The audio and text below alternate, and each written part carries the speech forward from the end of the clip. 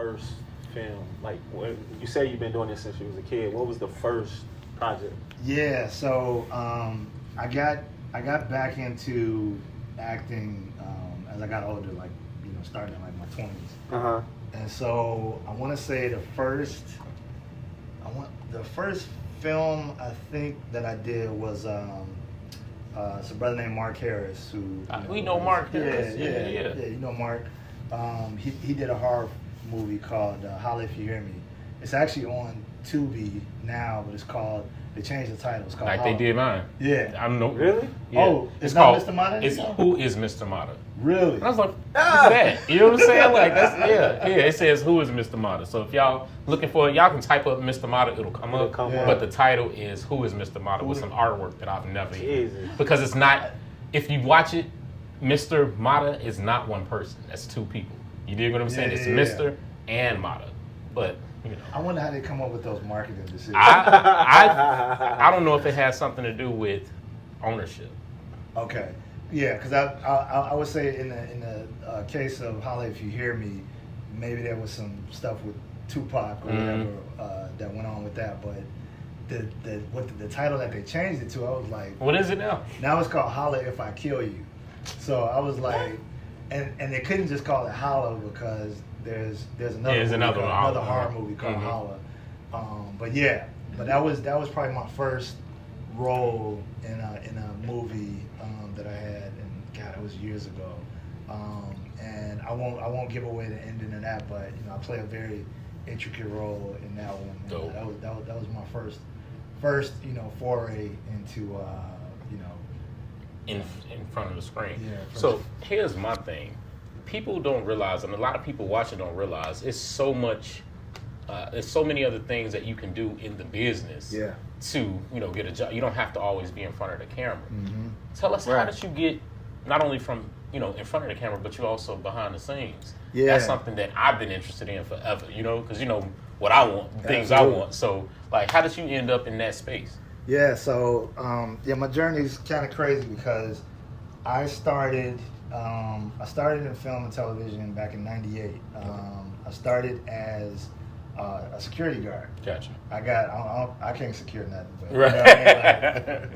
they obviously hired me for that. So there used to be a warehouse over by McCormick Place. They've since knocked it down, and now the Marriott Marquis is there. Mm-hmm. But that was one of the first sound stages in Chicago that was being used, and I worked on a movie called Stir of Echoes with Kevin. I know that. Yeah. Oh, yeah, that's a good one here in the city. Yeah. So what did you do on that one? So initially, I started out doing security. I was the guy opening and locking up the sound stage every night.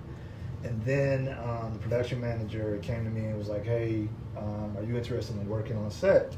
I was like, "Yeah, absolutely." So he was like, "All right, I got a job for you." So he made me the propane guy. Okay. So basically, I would be the guy who would roll around these propane heaters whenever we shoot on location, and we'd be out in the cold. I'd be the guy to, light them up. I'd have to get them refilled. Move them to wherever the video village was or where the actors were. Make sure everybody was staying warm. Now that's a union job that special effects does. But that was my first job, and then towards the end of the film, he worked me in as a set production assistant. That's the people who go around and call off the director's shots and get breakfast for the cast and make sure they locking up the streets when we're filming action sequences and stuff like that.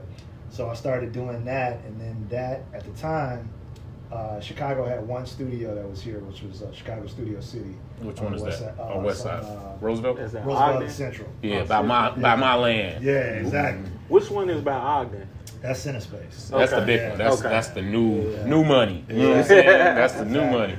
So at the time, Chicago Studio City was like the studio, and so maybe like one or two shows would come here and there. So after Stir of Echoes, I did a movie called Light It Up, and then I worked on a TV show called Early Edition, and I started like kind of building my relationships and resume, doing that, and then things kind of dried up, and you were only getting like commercials here, and like once in a while you get a big movie or show, but it wasn't consistent. So at that time, I had transitioned over to the music business. And, we'll talk about that in a minute. But I worked in the music business for many years, and then I came back to film and television in 2010. Okay. And my first show back was a reality show that Oprah Winfrey was doing to launch their own network. It was Oprah Behind the Scenes, season 25. And we basically followed around Oprah and her staff over at Harpo for that final season of the Oprah Winfrey Show. Oh. So we got to watch how they put the shows together, how they sit down in the meetings and plan everything. It initially started off kind of like a Housewives of Harpo show, like we follow everybody at their homes and stuff. But people were more interested in seeing how the show ran. Yeah. So that was what we kind of followed, and that's what the show, became. So, do you got some crazy stories from any of the stuff you've already told us? What's something out of that time frame? Because I know how it is on set. Yeah. You gotta have something crazy, something that anything surprising, any cross paths with any actors that were assholes or nice people or anything in between?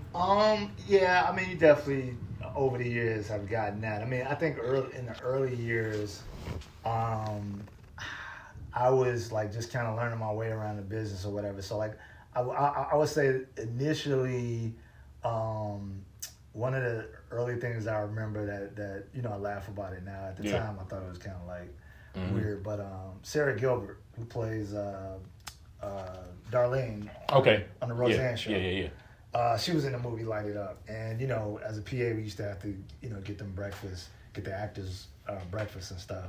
And I remember she had ordered like some, I think it was like cottage cheese and fruit or something. And so I went and got it, and I brought it to her in the hair and makeup trailer. And she had her hair dyed red in the movie. And so she was like sitting back in her chair, and I brought her her breakfast, and she was like, "Oh no, I don't want that. Take that back. I don't like my peaches touching my cottage cheese or whatever." And so I'm just standing there, like really, and like really just wanting to take it. Right, just like,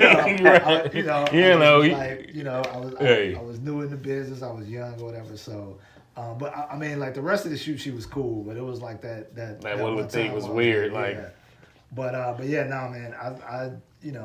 I saw all kind of crazy things. I remember when we were shooting that movie. Usher was the lead actor. Rosario Dawson in there, Fredro Starr, and Robert Richard, and Forrest Whitaker. And so we were filming at Calumet Career Academy on 83rd in May, I think. Was that a love story joint? No, it was about a Which bunch of kids who take over a high school. They lock it down. Oh, I remember now. Yeah, exactly. I remember now. Okay, yeah. It was crazy at the time. That's when Columbine happened. Oh, so it was all this controversy about the movie being made or whatever, and it was produced by Babyface and at the time his wife Tracy. And so I just remember walking around seeing them. Oh, I do have a funny story. Gotcha. Let's go. I got a funny story. Yeah. So my first day of working on that one, I was. So I had interviewed for the job 3 times before I actually got it. And so when I started... And this is the PA, right? Yeah, this is the PA. So one of my boys ended up leaving, and I ended up taking his place. And so my first full day on the show, I'm standing, we were in the hallway filming, and they were shooting a library scene. So Rosario Dawson walks out, and I'm like... Right. Wow, okay, right. So... she notices that I'm, new and, had never, seen me before. And she was like, hey, what's your name? And I was like, David. She was like, David, you mind walking me to my trailer? So, one thing when you're a production assistant, anytime one of the talent, walks away, you got to announce it, such and such is, step into the trailer, or if they're going to the bathroom, we use 10-1. They're going 10-1, so that if they're looking for them, set, you know what's what, right? Yeah. So the director's not freaking out, and you're losing time or whatever. I didn't know this, So, you know, I'm just like, yeah, sure, I'll walk you to your trailer. So she grabs me by my arm. We walk out. Now the trailers are way across the field in the school parking lot. So we walk in. She's talking to me, asking me all these questions, and you know, giving me the googly eyes. Mind you, she's just like messing with my head. But yeah, you know, she saw you looking like she's like, let me, you know what I'm saying? Right. So I'm like, oh, wow, what's going on here? So we cross the field and you know make small talk or whatever, and when we get to her trailer, she's walking up and she's like still holding my hand at the time. I'm like, yo, what is going on? Right. And so she opens the door, and when she opens the door, I look and I see it's a guy sitting in there on his cell phone. It was Q-Tip from A Tribe Called Quest. Oh. He Shit. He like leans forward to kind of look and see like what's up? Dude? Right. You know what I'm saying? And so like he was in town, I think at the time, Tribe Called Quest had a show at House of Blues or something. And so I get to the top of the stairs and Rosario's like, "Thank you for walking me," and closes the door. Right. And I'm just standing there looking like an idiot. Like, well. And meanwhile, they calling me on the walkie, like yelling, like where is she? Right. Like they were looking for me, they were looking for her, and yeah. So I got in trouble when I got back. But, I mean, but she told you got to do what the talent asks, right? Like, you know what I'm saying? But you should have announced it like, I'm walking Rosario to her trailer. Right. That's